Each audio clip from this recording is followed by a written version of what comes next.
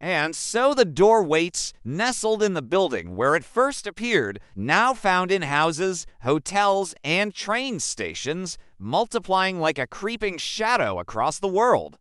Each knob shines, polished and gleaming, as if it's been touched every night, and each door hums softly, almost like it's alive with a deep hunger. Those who slip through these doors are never spoken of again, not because they're forgotten, but because saying their names out loud brings their whispers back through the keyholes of every door you thought you securely locked before bed. And when you finally muster the courage to turn and look, you'll see it not where it should be, but where it never existed before, waiting quietly at the foot of your bed, the door that wasn't there yesterday. It's like a reminder that some mysteries linger just out of sight, always watching and waiting. The air around it felt heavy, right? Like there was a strange pressure that twisted the silence, making people hesitate to step too close. It was as if the door had a presence, not just some old furniture, but more like an eye waiting to open and reveal something amazing or terrifying. You can't help but wonder what lies behind it. Can you? At first, no one dared touch it, but curiosity is a slow rot, and soon someone reached for the handle, only to snatch their hand back as if burned, swearing the metal pulsed like a living vein beneath their skin. Warm, almost fevered, and others began to see things when they stood too long before it, faint movements in the corner of their sight, shadows curling beneath the frame, the suggestion of figures waiting on the other side, too tall, too wrong in their stillness. The janitor, who had worked the building for 20 years, was the first to vanish.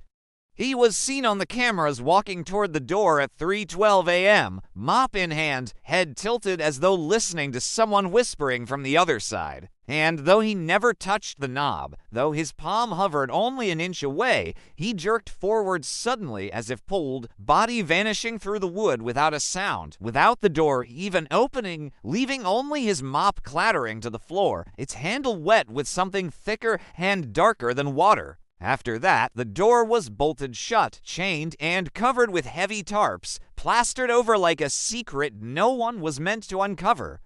But every morning, like clockwork, the coverings lay shredded in neat strips on the ground, and the door stood free again, patient, waiting for its next visitor. Its knob gleamed brighter, almost like it was winking, while a faint smell of rot seeped from beneath its frame, even though no crack could be found. It's wild, right?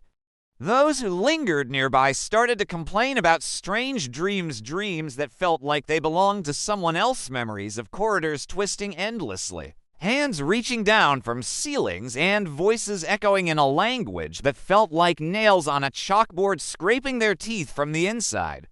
And in these dreams, they always ended up before another door, sometimes the same one, sometimes a little different, but always waiting, always pulsing with that same dreadful life. It's like the door was calling to them, you know? Then there was this woman from the 3rd floor who just couldn't take it anymore. She claimed she heard her daughter's voice calling from the other side, even though her daughter had tragically died years earlier in a car accident. Despite her co-workers' desperate pleas, she pressed her ear to the wood, her face lighting up with joy as she insisted she could hear the child laughing, singing, begging her to come through. It was heartbreaking, really. Before anyone could even blink, she twisted the knob and vanished, the door swinging open onto a darkness that wasn't empty at all, but thick, like a living liquid, filled with faint shapes writhing just out of focus. The door slammed shut behind her, and panic erupted. They clawed at it, battered it with hammers and axes, but the door wouldn't budge. When they finally pried the knob free, the air that spilled out was anything but ordinary. It was a stench of graves long sealed, and voices began rising in an overlapping chorus, too many to count.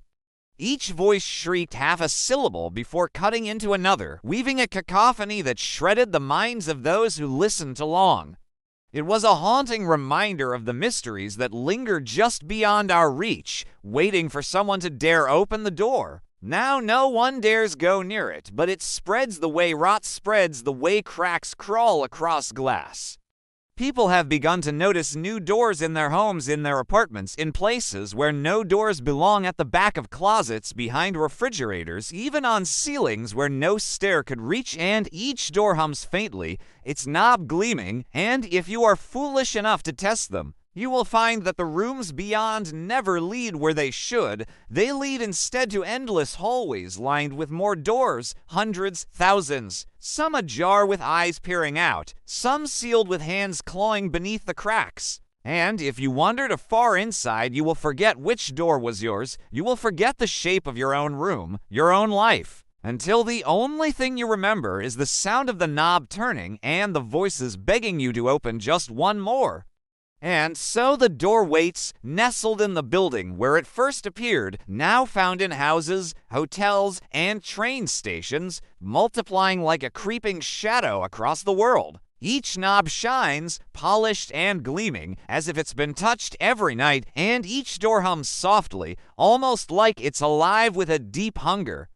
Those who slip through these doors are never spoken of again, not because they're forgotten, but because saying their names out loud brings their whispers back through the keyholes of every door you thought you securely locked before bed. And when you finally muster the courage to turn and look, you'll see it not where it should be, but where it never existed before, waiting quietly at the foot of your bed, the door that wasn't there yesterday. It's like a reminder that some mysteries linger just out of sight, always watching and waiting.